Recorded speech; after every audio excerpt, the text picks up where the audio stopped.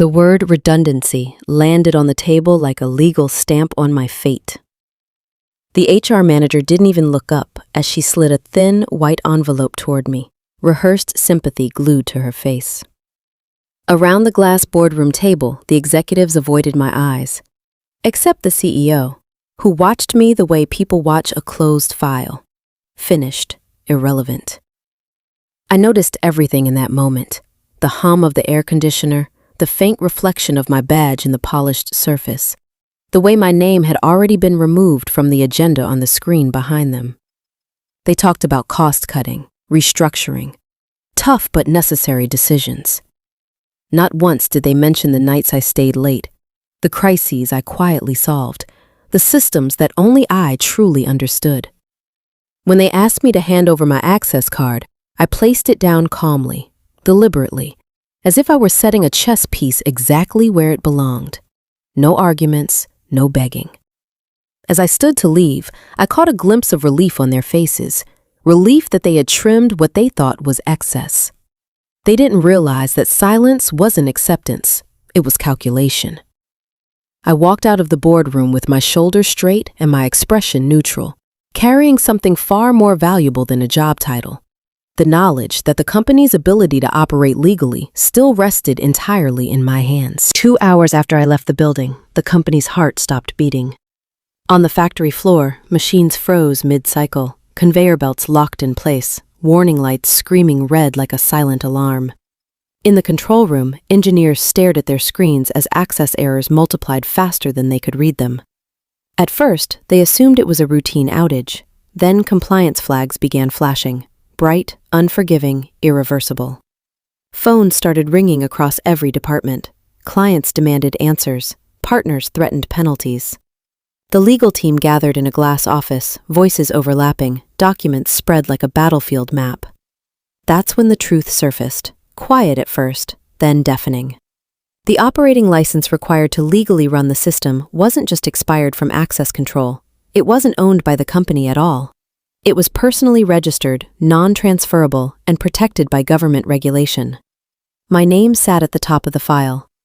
Silence fell, not the calm kind, the kind that suffocates. The CEO's jaw tightened as he reread the document, hoping reality would change if he stared long enough. It didn't. Without my authorization, every minute of operation was illegal. Every shipment, every transaction, every system heartbeat was now a liability. Outside, production stood still. Inside, panic took over. Emergency meetings were called, then canceled, then called again. Someone suggested legal action. The legal head shut it down immediately. Termination didn't void ownership. Someone else whispered, "Can we bypass it?" The answer came cold and final, no. That was the moment they understood their mistake. They hadn't laid off an employee, they had unplugged the only person holding the key to the company's survival.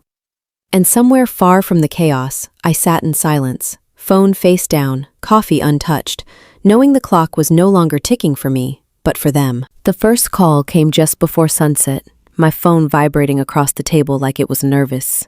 I didn't pick it up. I watched the screen light up, go dark, then light up again. Each missed call stripping a little more confidence from the voice on the other end. When I finally answered, the CEO didn't sound like the man who'd signed my termination papers that morning. His voice was tight, rushed, carefully polite in the way people get when they realize they're no longer in control. He didn't start with my name. He started with the company. Always the company. He spoke in corporate fog, urgent developments, unforeseen issues, temporary disruption. I let him talk. I let him circle the truth without touching it, because hearing someone avoid reality is far more revealing than hearing them admit it. When he finally paused, waiting for reassurance, I spoke. Slow, deliberate. Am I still redundant? The silence that followed wasn't empty. It was heavy. Somewhere in the background, I could hear muffled voices, papers shuffling, someone whispering my name like it was a liability. His tone changed instantly. The apology came out rehearsed, too fast, as if regret could be accelerated. He praised my expertise, my commitment, my critical contribution, every word they couldn't find when they fired me. Then came the bargaining, promotion, salary correction, a vague promise of future security. I listened without interrupting, not because I was impressed, but because I wanted him to understand that none of it mattered anymore. When he finally asked, "What will it take to fix this?" I looked out the window at a city that hadn't noticed my fall, or my rise. "We'll talk tomorrow," I said. Not as employee and employer, as equals. Before he could respond, I ended the call. No anger, no threats, just certainty. For the first time, they weren't managing a crisis, they were waiting for permission. And I knew something they didn't yet understand. This wasn't about getting my job back. This was about rewriting the balance of power. The next morning, I walked into the boardroom like I owned every inch of it. Because in that moment, I did. The same glass walls that had reflected my dismissal yesterday now reflected fear, hesitation, and disbelief. The CEO and the executives were already there, seated in stiff chairs, papers scattered like confessions. Their eyes darted to the door, then to each other, then finally landed on me.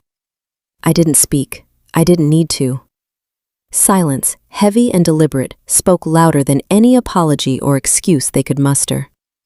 When I reached the head of the table, I placed my briefcase down slowly, deliberately, letting it thud like a gavel hitting wood. The license folder inside was no longer just paper. It was the key, the scepter, the authority they had tried to erase. I opened it, let my finger hover over the official stamp.